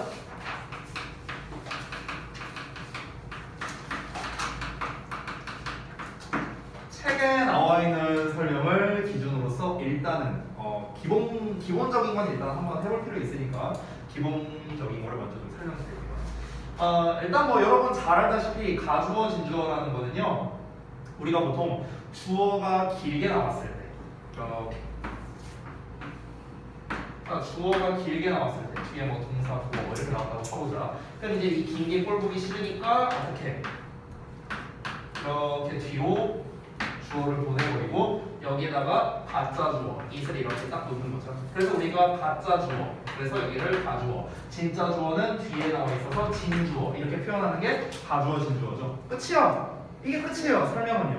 자, 그런데 여기에서 책에 나와 있는 설명 그리고 시험 포인트 이거를 기준으로 좀 추가 설명을 해드릴게요. 자, 책에 뭐가 나와 있냐면은 의미상 주어에 대한 이야기가 나와 있거든요. 그래서 그 부분을 좀 설명을 드리겠습니다. 지난번에 아마 한번 했던 것 같기도 한데요. 복습 겸 한 번 더 말씀드릴게요. 어떤 거냐면 첫 번째 의미상 주어. 자, 제가 그때 의미상 주어라는 말을 들으면 어떻게 해야 해라? 준동사의 주어이다. 이렇게 얘기하라고 했습니다. 의미상의 주어란. 자, 그래서 이제 투부정사, 동명사, 분사 이런 애들의 주어를 의미상 주어라고 부르는데, 자, 투부정사 같은 경우는 그냥 간략하게만 얘기할게요. 지난번에 했으니까. 투동사원형 앞에, 지금 여기가 다 투동사원형 오는 거죠. 진주어들이 투동사원형 이렇게 오는 건데, 투동사원형 앞에다가 for 또는 of의 목적격을 써주는 요 형태가 되겠습니다. 바로 요 부분이 뭐가 되니까 의미상 주어가 되는 거죠. 요 부분이. 그래서 해석은 주어니까 똑같이 은는이가 없이 해석하면 됩니다. 여기도 똑같이요. 주어랑 똑같이 해석을 하면 된다. 다만 이제 for와 of의 차이점이 있는데 그 차이점을 여기다가 간략하게 좀 당장 표시해서 써보자면요. for 목적격을 쓰는 경우는 그냥 일반적인 경우. 그러니까 대부분은 for의 목적격을 쓰는데 of의 목적격을 쓰는 경우는 이제 앞에 사람의 어떤 성향에 관련된 표현이 나오면은 이제 of의 목적격을 쓴다 이런 얘기를 했습니다. 사람의 성향 표현이 무엇이 있는가? 그것도 책에 나와 있습니다. rude, 뭐 polite, generous, 뭐 kind 이런 단어들이 있어요. 이런 게 사람의 성향을 나타내는 표현인데 그런 놈이 나오면은 of의 목적격으로 써준다. 해석은 똑같아요. 둘 다. 은은이가 없어서 하면 됩니다. 됐어? 그럼 학교에서 낼 만한 시험은 뭐가 있을까요? 이거 쓸래? 이거 쓸래? 됐어? 끝이에요. 끝. 선생님, 의미상의 주어는 항상 써주는 건가요? 아니요. 안 쓰는 경우도 많습니다. 의미상의 주어를요. 예를 들어서 이거 안 쓰셔도 되는데 이 예문은 I want to be a teacher 이랬어요. 그럼 여기 의미상 주어 있어요? 없잖아. 투부정사 앞에 for나 of를 써야 되는데 없잖아요. 그렇죠? 여기서 왜 안 썼습니까? 문장의 주어랑 똑같으니까 안 쓰는 거예요. 나는 선생님이 되기를 원한대요. 나는 원해. 내가 원하는 거야. 선생님이 되기를. 누가 선생님이 되는 건데? 내가 선생님이 되는 거잖아. 그렇지? 그럼 내가라는 말이 두 번 중첩되니까 굳이 쓸 필요가 없는 겁니다. 그렇죠? 그러면은 반대로 의미상의 주어를 어느 경우에 쓸까요? 문장의 주어랑 다른 경우에 쓰겠죠. 됐어요? 그래서 의미상의 주어는 언제 쓰는 거냐? 문장의 주어와 다른 경우에 사용을 한다. 이렇게 정리할 수 있겠죠. 됐죠? 문장 주어랑 똑같으면 쓸 필요 없죠. 뭐하러 써요? 됐어요? 이게 끝입니다. 의미상 주어는 끝이에요. 시험 포인트는 요겁니다. 요거. 이게 시험 포인트예요. 됐죠? 이게 끝입니다. 이거는 껌이야, 껌. 겁나 쉽습니다. 자, 진짜 시험 포인트를 설명드릴게요. 자, 여기다 쓰겠습니다. 시험 포인트. 문제가 뭐냐면 이 시험 포인트에 대해서는 책에서 안 알려주고 있어요. 근데 웃긴 건 뭔지 알아? 문제에는 나와 있어. 문제에는 나와 있는데 시험 포인트를 따로 설명하진 않습니다. 여러분, 가주어진 주어에서의 진짜 중요한 건 뭐냐면 얘를 가주어진 주어 문장으로 바꿨어라? 이런 거 안 돼요. 이거는 내 아들도 할 수 있어. 그냥 뒤로 보내고 있으면 되는데 내 아들도 할 수 있어. 이런 건 너무 쉬워서 안 된단 말이야. 의미상이 주어요? 이게 뭐가 어려워? 그냥 단어 몇 개, 사람의 성향 표현하는 단어 몇 개 외우고 오브 쓰면 되고 풀 쓰면 돼요. 아니 안 나왔으면 for, 나왔으면 오브. 이게 뭐가 어려워? 너무 간단하단 말이야. 단순하잖아요, 패턴이. 그렇죠? 그런데 지금부터 설명드리는 거는 단순하지가 않습니다. 외워야 할 것도 많고요. 우리가 응용도 되게 잘해야 돼요. 자, 그래서 첫 번째 보여드리겠습니다. 바로 무엇이냐면 이세 구분입니다. 이세 구분. 자, 우리가 기본적으로 가주어진 주어는요, it, 투부정사 이렇게 이루어져 있습니다. it, 투부정사. 그렇죠? 이렇게 이루어져 있어요. 그럼 이제 시험에서 어떻게 낼까? 이세다가 밑줄 쳐놓고 쓰임새가 같은 거 골라라, 다른 거 골라라. 이렇게 내는 거야, 이렇게. 그럼 이 이식, 가주어인지 뭔지를 우리가 구분할 줄 알아야겠죠. 그렇죠? 그래서 그 이세 종류가요, 47개 정도 있거든요. 근데 우리가 7개를 어떻게 다 외워요? 그렇지? 시험에서 내는 건요, 중등부 기준 시험에서 내는 건 다행히도 3개 정도밖에 없어요. 이 3개만 한번 익혀보겠습니다. 자, 첫 번째 이은요, 뭐부터 시작할까? 비인칭 주어를 먼저 시작할게요. 비인칭 주어. 비인칭 주어. 자, 일단 비인칭 주어는요, 해석이 없습니다. 가주어랑 마찬가지로 해석이 따로 없습니다. 자, 비인칭 주어라는 게 뭐냐면요, 주로 날씨나 시간, 뭐 날짜 등등을 나타낼 때 뭔가 땜빵용으로 쓰는 주어라고 생각하면 됩니다. 그래서 주로 날씨, 시간, 요일, 날짜, 그 다음에 달, 계절, 명암, 엄청 많죠? 거리, 온도 이런 거를 표현할 때 사용합니다. 아주 쉬운 예시. It is cloudy. 이런 거. 됐어? 날씨가 흐리네. 이런 거. 됐어? it을 해석을 안 했죠? 날씨가 흐리다. It is cloudy today. 오늘 날씨가 흐리네. it은 해석이 안 되고 있죠. 됐어요? 뒤에 날씨 표현 나왔죠? 비인칭 주어가 되는 겁니다. 간단하죠? 자, 그 다음에 두 번째 넘어갈게요. 두 번째가 바로 가주어진 주어입니다. 그냥 가주어라고 쓸게요. 가주어. 자, 가주어 같은 경우는 당연히 뒤에 진주어가 나와야 됩니다. 뒤에 진주어가 나와야 함인데 이거를 또 우리가 요거를 또 잘못 생각하는 경우들이 좀 있어서 좀 설명을 드릴게요. 보통 진주어는 두 가지 패턴이 가장 많은데요. 첫 번째가 투부정사, 두 번째가 대절이에요. 이 두 개가 제일 많아요. 얘네만 가능한 건 아니야. 다른 들도 가능해요. 그런데 대표적인 게 투동사원형 어쩌고저쩌고, 그 다음에 대 주어동사 어쩌고저쩌고, 이게 제일 많거든. 근데 문제가 있어. 우리 입장에서는 빠르고 단순하게 풀고 싶어 하거든요. 그러니까 뒤에 to 나왔다? 그러면 가주어진 주어네. 뒤에 then 나왔다? 가주어진 주어네. 이렇게 생각하면 안 된다는 거예요. 그렇게 단순하게 접근을 하면은 낚여요. 나같이 시험을 악독하게 내는 사람한테 낚이게 됩니다. 자, 20 보여줄게요. 20 보여줄게. 예를 들어서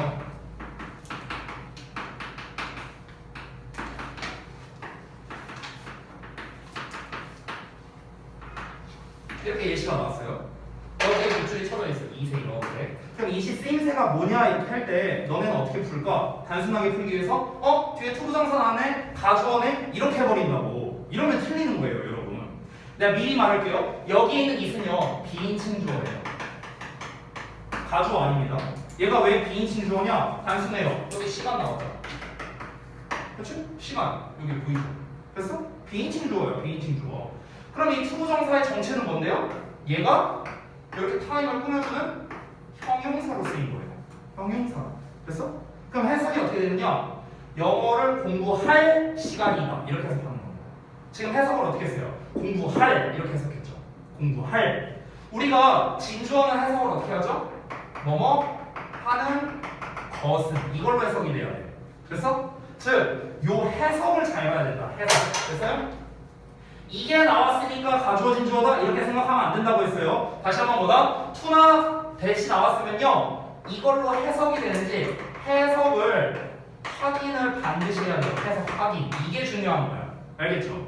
니네가 한번 하는 것으로 해석해봐. 영어를 공부하는 것은 시간이다. 말이 안 되잖아. 그치? 영어 공부할 시간이다. 이렇게 해야 말이 맞잖아요. 그렇죠? 그럼 여기서는 하는 것으로 해석했더니 말이 이상하죠. 그치? 그러니까 이거 뭐야? 가주어 아니에요 여러분. 다시 한번 말합니다.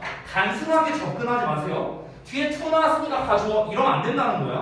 알았지? 반드시 여러분 뭐뭐 하는 것은의 해석이 맞는지를 확인해 보셔야 돼요. 아시겠죠? 이게 두 번째입니다. 자, 그 다음에 세 번째 여기 지울게요. 자, 마지막으로 세 번째는 뭐냐면은 바로 대명사입니다. 대명사. 자, 아까 여기 비인칭 주어 해석 없었고요. 여기에도 제가 안 써놨는데 가주어 역시도 해석이 없죠. 그렇죠? 자, 그런데 대명사 이 같은 경우는요. 해석이 어떻게 됩니까? 여러분이 너무나 잘 알고 있는 그거이라고 해석이 됩니다. 자, 그리고 이 3번 대명사가 또 다른 점이 무엇이냐면 여러분 여기 명칭을 잘 봐봐. 1번의 명칭이 비인칭 주어예요. 주어야. 그럼 당연히 이 it은 주어 자리에 쓰여야겠죠. 주어니까. 그렇죠? 얘도 어때요? 가 주어니까 얘도 역시나 주어 자리에 쓰여야겠지. 그렇지? 근데 지금 이 녀석은 그냥 대명사란 말이야. 그럼 얘는 어느 자리? 주어, 목적어, 보어 자리에 다 올 수 있겠네. 됐어? 됐어? 그럼 예를 들어서 it이 맨 앞에 나오는 게 아니라 it이 만약에 중간에 나왔어. 이렇게. 여기가 이제 목적어 자리. 그럼 우리가 고민할 필요 없어. 얘도 아니고 얘도 아니겠죠. 왜? 주어잖아 얘네들은. 근데 여기가 목적어 자리잖아. 그럼 당연히 이때 it은 뭐야? 그냥 그것이야 그거. 알겠죠? 이렇게 우리가 구별을 할 수도 있다. 자, 그래서 이제 세 가지를 말씀드렸는데 구별을 할 때 제가 지금 1번, 2번, 3번 순서로 썼잖아요. 이 순서대로 구별을 해주세요. 자, 무슨 말이냐? 맨 처음에 it의 밑줄이 쳐져 있어. 그러면 일단은 뒤에 날씨, 시간, 요일, 날짜, 달, 계절, 명왕거리, 온도가 있는지 없는지 이걸 먼저 확인하세요. 이걸 먼저 확인해. 자, 이 표현이 나왔다? 그럼 비인칭 주어로 끝나는 거예요. 알겠죠? 자, 근데 내가 첫 번째 이걸 확인했는데 이 표현이 없어. 그럼 이제 두 번째로 넘어가세요. 뒤에 to나 대시 나왔는지 확인해 보십시오. to나 대시 나오고 뭐뭐 하는 것으로 해석이 되고 있는가 이걸 확인했어. 만약에 얘네가 나왔고 해석이 이렇게 된다? 그럼 당연히 가주어죠. 근데 얘네가 안 나왔어. 또는 나왔는데 해석이 달라. 그럼 뭡니까? 얘가 아니죠. 자, 그럼 얘도 아니고 얘도 아니야. 그럼 당연히 3번 대명사가 되는 거죠. 되셨죠? 됐어? 이렇게 푸시면 됩니다. 이 1번, 2번, 3번 순서로 쓴 이유가 그거예요. 얘인지 먼저 확인을 하고 그 다음에 얘를 확인하고 둘 다 아니라면 대명사다. 됐어? 이렇게 구분하라는 겁니다. 여러분 그래머 빌더 문제에도 이 it을 구분하는 거에 대해서 시험에 나와 있습니다. 됐어요? 그래서 단골 문제예요. 단골 문제. 됐죠? 자, 그 다음에 두 번째 거 갈게요. 두 번째. 차라리 이 구분은요 그나마 나아요. 이건 그나마 나아. 자, 문제는 뭐냐? 투부정사 부분입니다. 자, 이번엔 어떻게 하는 거야? 투 동사 원형에 밑줄 쳐놓고 얘랑 쓰임새가 같은 거 골라라 다른 거 골라라 이렇게 이제 출제를 하는 겁니다. 자, 그러면은요 한번 볼게요. 이 투의 동사 원형은요 명사로도 쓰이고요, 형용사로도 쓰이고요, 부사로도 쓰입니다. 그렇죠? 해석은 뭐뭐 하는 것, 뭐뭐 하는 또는 뭐뭐 할. 얘는 뭐 엄청 많죠? 뭐뭐 하기 위해, 뭐뭐 해서, 뭐 등등 여러 가지 해석이 있습니다. 됐어요? 이렇게 되는데요. 이거를 해석만으로 구별하는 거는 조금 한계가 있습니다. 한계가 있어요. 심지어 또 명사 같은 경우는 주어, 보어, 목적어 또 세 가지로 나뉘어지죠. 그렇죠? 그러니까 지금 갈래가 되게 많다는 거예요. 이게 문제입니다. 자, 그러면은 이 투부정사 구분 문제는요, 문제 의도가 두 개가 있거든요. 잘 들으세요. 제가 여기다 안 쓸 거니까 잘 들으세요. 투부정사 구분에 문제 의도가 두 개인데요. 첫 번째는 만약에 주어에 밑줄 쳐놨어. 주어에. 그러면은 똑같이 주어인 거를 찾아라 라는 문제가 나올 수도 있어요. 똑같이 주어인 거. 명사이면서 동시에 주어인 거를 찾아라. 이런 문제가 나올 수도 있고요.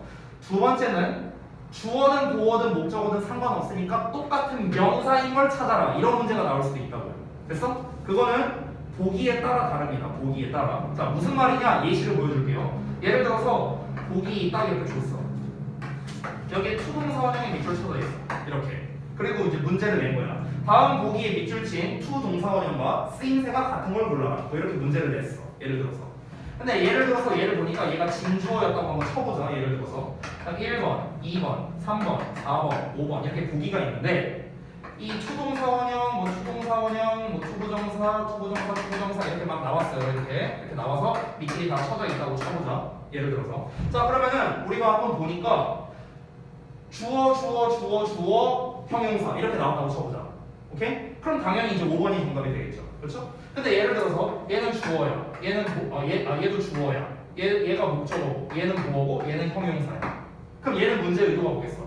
똑같은 얘랑 다른 거를 골라라 이렇게 문제를 냈을 때는 얘랑 완전 똑같은 건 1, 2번이지만 3, 4번도 어때요? 목적어가 보어로 쓰였다는 점에서 같은 명사로 쓰인 거잖아. 그렇지? 그러니까 이때는 5번 품사가 다른 녀석이 정답이 된다는 겁니다.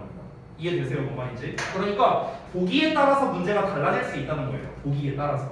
아시겠죠? 자, 그래서 이제 이건 문제 유형을 설명드린 거고 선생님 그래서 이거 어떻게 구별해야 돼요? 이게 이제 문제죠. 그래서 그 구분법을요 이렇게 알려드릴게요. 자, 여기 좀 지울게. 사실 이 구분법은요 이렇게 하는 이유가 있는데 그 이유를 또 설명드리면 너무 복잡해질 것 같아서 제가 결론만 말씀드리겠습니다. 잘 보세요. 제가 두 가지의 경우로 나눠서 설명드릴게요. 두 가지의 경우. 첫 번째는 투부정사가 맨 앞에 나왔을 때. 두 번째는 투부정사가 중간이나 뒤에 나왔을 때. 됐어? 이 두 가지 경우로 설명드릴게요. 자, 첫 번째. 투부정사가 맨 앞에 있을 때. 이 경우로 먼저 정리해드리겠습니다. 이 경우는요 두 가지밖에 없어요. 첫 번째, 자 투동사원형 이렇게 나오죠. 그러면은 뒤에 어쩌고저쩌고 내용이 나와. 내용이 나온 다음에 자 동사가 나왔는가 안 나왔는가만 잘 보면 됩니다. 자 동사가 나왔다. 얘는 예를 들어서 콤마로 끊기고 주어 동사 이렇게 나오는 패턴이거든요. 자 그러면은요 위에 거는 뭐겠습니까? 이 덩어리가 주어로 쓰였다는 거겠죠. 됐어요? 그래서 얘는 명사입니다. 명사. 즉 주어로 쓰였다. 이렇게 볼 수 있는 거예요. 아래 거는 뭐냐면 이 덩어리가 이 뒤에 나온 주어 동사와는 별도의 형태이다. 따라서 얘는 부사가 됩니다. 부사. 심지어 해석도 웬만하면 뭐뭐 하기 위해로 해석하면 거의 다 맞습니다. 됐어요? 이 두 가지 경우밖에 없어요. 아시겠죠? 자 그래서 투부정사가 맨 앞에 나오는 경우는 뭐다? 명사 아니면 부사예요. 명사 아니면 부사. 이거는요 여러분 외울 필요도 없습니다. 너무 쉬워요. 왜? 아니 투부정사가 맨 앞에 나오고 동사가 나왔어. 그럼 동사 앞에 뭐 나와야 돼? 주어 나와야 될 거 아니야. 얘 주어로 쓰였구나. 이렇게 생각하면 되는 거야. 투부정사 어쩌고 나왔는데 주어 동사가 나왔어. 그러면은 얘 없어도 상관없는 애구나. 부사구나. 이렇게 생각할 수 있는 거예요. 그렇죠? 자 여기까지 쉽습니다. 문제가 2번이야. 2번. 자 투부정사가 중간이나 뒤에 나온 경우 이걸 한번 볼게요. 중간이나 뒤에 나온 경우. 자, 요것도 과정을 보여드릴 테니까 잘 보세요. 일단 첫 번째 중간에 투 동사원형 나오고 이거 밑줄이 딱 쳐져 있어. 이렇게 나온다고 쳐볼게. 그러면 일단은 어떻게 하냐면요, 얘들아. 이 투부정사 뒷부분을 다 삭제를 해보세요. 이렇게. 그래서 첫 번째 과정 투 동사원형 이하를 모두 삭제를 해주세요. 삭제. 자, 삭제를 했어요. 그러고 난 다음에 2단계가 뭐냐면 요 앞부분 있죠. 그러니까 삭제되고 남은 부분 있죠. 남은 부분. 이 남은 부분만 해석을 해주세요.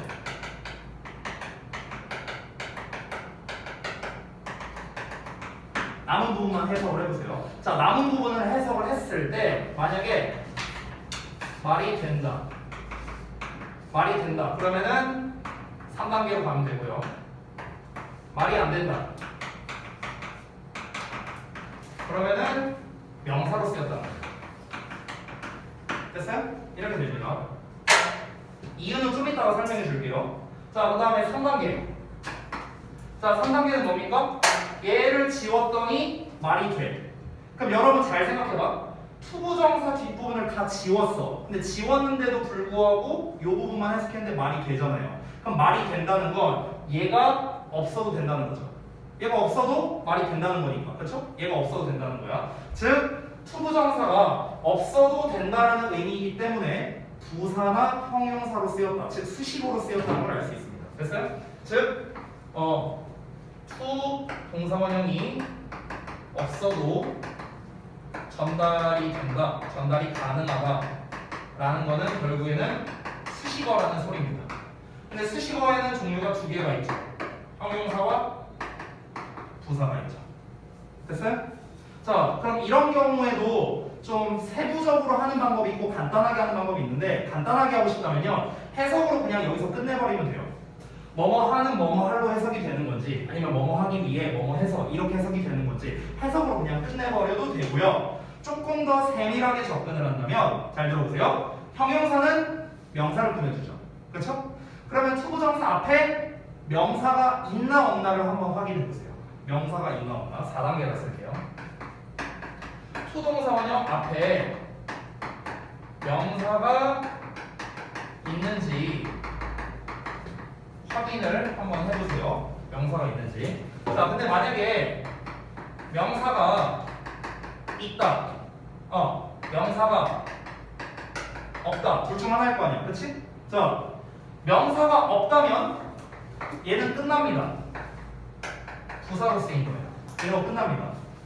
명사가 있다면 이제는 해석으로 구분해야 됩니다. 그래서 이런 과정으로 펼쳐집니다. 이런 과정. 자, 이거를 이제 제가 과정으로 써서 여러분이 좀 헷갈리실 수가 있어요. 그래서 이걸 활용해서 직접 문제 푸는 걸 보여드리겠습니다. 여러분 그래머 빌더 교재에 있는 걸 가지고 이 과정을 통해서 어떻게 문제를 푸는가 직접 보여드릴게요. 자, 한번 보겠습니다. 지금 이 경우에 대해서 또 예외적인 경우가 있을 수 있거든요. 여러분 입장에서 예외적인 경우가 있을 수 있는데, 남은 부분만 해석했는데 말이 되는 경우 있죠. 말이 되는 경우. 이거에 예외가 하나 있어요. 예외. 이 예외가 무엇이냐면요. 바로 가주어, 진주어가 예외입니다. 그래서 it이 있는가 없는가 확인을 잘해야 돼요. 이게 예외예요. 이거 말고는 없어요. 자, 한번 보겠습니다. 여러분이 이렇게 좀 명확한 과정을 가지고 문제를 풀어본 적은 없기 때문에 제가 한번 보여드릴게요. 자, 시험에 어떻게 나왔나 봅시다. 자, 여기 페이지가 40페이지 쪽인데요. 여기 보면 죄다 그런 문제예요. 여러분, 이거 좀 지워볼게. 여기 봐봐. 화음 중 밑줄 친 부분에 쓰임이 나머지 단어가 다른 거지. 계속 그런 문제예요. 그렇죠? 그럼 봐봐. 일단 인 문제 나왔으니까 이 문제도 한번 풀어볼게요. 자, 처음에 어떻게 해라? 날씨, 시간, 유혈자, 달, 계절, 명왕, 거리, 공도. 얘네가 있는지 확인해 보려 했습니다. 자, 1번에는 없고요. 2번에도 없고요. 3번도 없고, 4번도 없고, 5번도 없습니다. 날씨, 시간, 유혈자, 달, 계절, 명왕, 거리, 온도에 관련된 표현이 안 나와 있습니다. 안 나와 있어요. 그럼 일단 그리고 이 다 맨 앞에 있으니까 전부 다 주어로 쓰인 거는 맞습니다. 그러면은 비인칭 주어가 없어요. 지금 현재. 자, 없으니까 2단계 가주어, 진주어인지 확인을 해봐야겠죠. to나 대시 나와야 되거든요. 그럼 일단 여기 to 나왔고요. to 나왔고, to 나왔고, then 나왔고, to 나왔습니다. 자, to나 that은 다 나왔네요. 그렇죠? 그럼 이제 여기에서 해석을 해봐야 되거든. 해석을 해볼게. 이거는 사실은 제가 아까 안 알려준 거에서 하나 나왔거든요. 20. 내가 안 알려준 거. 근데 여기에서 문제를 냈네. 좀 치사하게. 중학교 2학년에서 그거 안 냈는데. 결론은 그냥 말하고 끝낼게요. 4번이 답이거든요. 왜 4번이 답이냐면, 잘 봐. 나머지는 해석할 때 그 규칙을 따르는 것은 중요하다. 뭐뭐 하는 것은으로 해석했어요. 자, 그리고 너의 부모님에게 다시 이야기하는 건 좋지 않다. 다른 언어와 문화를 이해하는 것은 어렵다. 그 일을 하루 만에 끝내는 것은 쉽다. 됐어? 전부 다 쌤이 해석을 어떻게 했죠? 뭐뭐 하는 것은으로 해석을 했어요. 근데 4번은요 어떠냐면은 지금 여러분이 눈치를 채셨는지 모르겠는데 형용사가 나와 있거든요 전부 다. 근데 얘만 대명사가 나와 있죠. 그렇죠? 그래서 이때 it은요 여러분이 배우셨는지 모르겠는데 강조 구문이라는 녀석이야. 강조 구문. 그래서 내가 사랑했던 건 바로 나였다. 너를 사랑했던 건 바로 나였다. 됐어? 이렇게 해석이 되는 애입니다. 우리가 안 되게 나오거든요. 하나만 더 볼게요. 투부정사를 볼게요. 투부정사. 수동사 원형 버전이 없나? 이세 대한 거 있고 투에 대한 것도 있어. 여기 있네요. 자, 여기 한번 볼까요? 37번. 제가 알려준 과정으로 한번 가볼게요. 자, 투부정사가 다 중간이나 뒤에 나와 있네요. 일단은. 근데 이 상태에서 일단 뭘 확인해라? it이 있는지 확인을 하라고 했어요. 자, 해석 한번 해볼까요? 그 결정을 바꾼 것은 불가능하다. 그럼 여기서는 뭐로 쓰인 거야? 진주어. 즉, 명사로 쓰였네요. 됐죠? 같은 걸 고르라고 했습니다. 같은 거. 그러면은 똑같은 진주어를 고르라라는 말이겠죠. 그렇죠? 자, 하나씩 볼게요. 가주어진 주어, 즉 명사로 쓰이는 거를 기준으로 먼저 삼아주세요. 명사로 쓰였다는 거. 자, 일단은 한번 똑같이 해볼게. 1번은 앞에 it이 없으니까 얘를 지워볼게요. 지웠고 얘만 남겼어요. They are glad. 자, 그들은 기쁘다. 말 되죠? 그럼 말이 되니까 얘 없어도 된다는 거죠? 형용사나 부사, 수식어로 쓰였습니다. 어쨌든 명사 아니죠? 땡. 됐어? 두 번째 볼게요. 얘도 지워볼게요. 이것은 너의 결정이다. 말 되죠? 그럼 얘도 수식어란 소리죠? 명사 아닙니다. 3번 이걸 지워볼게요. 그것은 펜을 가지고 있는 것은 좋다. 여기가 진주어네요. 그렇죠? 펜을 가지고 있는 건 좋다. 말 되네요. 이것만. 그러면은 얘도 수식어란 소리죠? 3번 땡. 4번 내가 여기 없다고 쳐볼게요. 내가 어쩌고 저쩌고 쉽지 않다. 해석이 안 되네요? 그럼 여기가 뭡니까? 진주어, 명사로 쓰인 거죠. 4번이 가게 됩니다. 5번도 보면 그것은 어떤 것이다. 그것은 어떤 것이다. 주어, 동사, 보어. 말 되죠? 그럼 여기도 수식어라는 소리입니다. 땡. 이렇게 되는 거예요. 됐어? 그래서 4번이 답이 나오는 거고 나머지가 그럼 각각 뭐로 쓰였는가도 한번 자세히 살펴볼게요. 1번 같은 경우 자 지웠더니 말이 된다. 형용사나 부사라고 했죠. 그럼 앞에 뭘 봐라? 명사가 있나 없나 봐라. 명사 없죠. 명사가 없으면 뭐예요? 부사라는 소리예요. 됐어요? 왜냐면 명사 꾸며주는 건 형용사인데 명사가 안 나왔잖아. 그럼 형용사가 안 된다는 거죠. 따라서 부사가 됩니다. 얘는 명사가 나왔네요. decision. 그럼 여기서는 어떻게 해봐라? 여기서는 이제 해석을 해봐야 돼요. 이것은 모든 것을 고치기 위한 너의 결정이다. 고칠 결정이다. 고칠 결정. 얘는 형용사네요. 그래서 3번도 펜을 가지고 있다라고 했는데 가지고 쓸 펜이야. 그럼 펜을 꾸며주는 거. 명사 꾸며주니까 형용사죠. 5번은 to talk about only between you and me. 너와 나 사이에서만 이야기할 것. 그럼 것을 꾸며주니까 역시나 또 형용사로 쓰인 거. 됐어요? 이렇게 좀 세부적으로 해봤습니다. 그래서 제가 지금 이 쓴 과정이 내가 글로써 쓰다 보니까 조금 길고 복잡해 보이는데 막상 우리가 적용을 해보면요 그렇게 복잡하진 않아요. 그래서 여러분께서 그래머 빌드업 요 부분을 푸는 거를 숙제를 해보실 때 요 과정을 가지고 한번 풀어보셨으면 좋겠어요. 그러면 아주 수월하고 정확하게 풀릴 수가 있습니다. 저도 이렇게 풀어요, 여러분. 저도요. 알겠죠? 여러분도 반드시 이 과정에 맞춰서 풀이를 하셨으면 좋겠습니다. 정리됐죠? 오케이. 자, 그러면은 오늘 여기까지 해서 마무리하도록 하고요. 시간이 딱 됐네요. 다음 시간에 팔과 문문이랑 어법 설명을 하고 그 다음 시간에 대화문을 충정리하는 시간을 가지도록 할게요. 네, 고생들 많이 했습니다.